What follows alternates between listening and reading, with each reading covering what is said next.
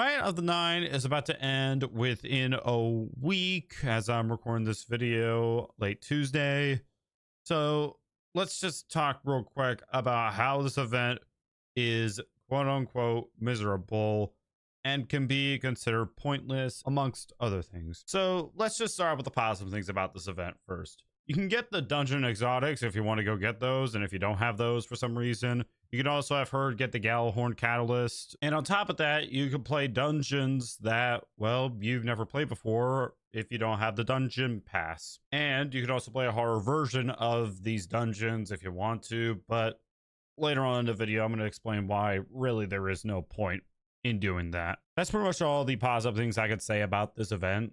So without further ado, let's move on to the negatives and why it is just miserable and pointless. In order to understand why this event is miserable and kind of pointless, we must talk about the future of Destiny. In Edge of Fate, weapons and armor and power are going to be, well, changed. The whole system is basically getting a completely different look and basically making these weapons in Riot of the Nine kind of useless to grind for. If you want more information, go check out Rick Cactus's video on it. It's linked down below in the description if you want to check it out. Now that we basically have established why you shouldn't grind the weapons, that pretty much honestly gives you a reason not to play the dungeons in the first place unless you want to A, get the exotics, or B, you haven't played them before and you want to try them out.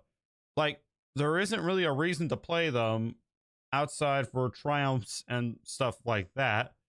And don't get me started on the hard difficulties, okay? I know some veterans are probably going to want to challenge, and so, hey, it's there, you want to play it. But outside of the reasons that I just stated why you shouldn't play it, the weapons really are the main reason. They're like the key source of, like, you know, why you should be playing the dungeons in the first place. Not to mention that the dungeon selection is pretty mid-tier.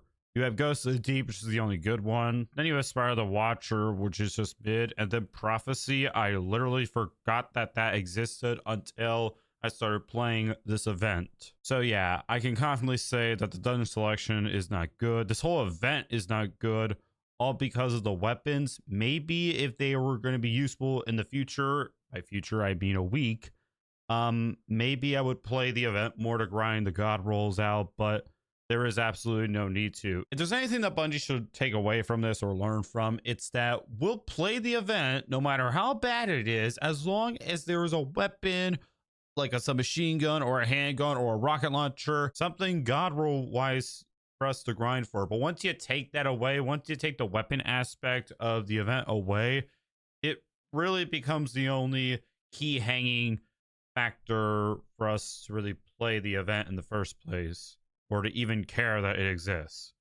But yeah, that's my whole thoughts on this. If you enjoyed this video, please leave a like to show your support and hit the subscribe button down there as well.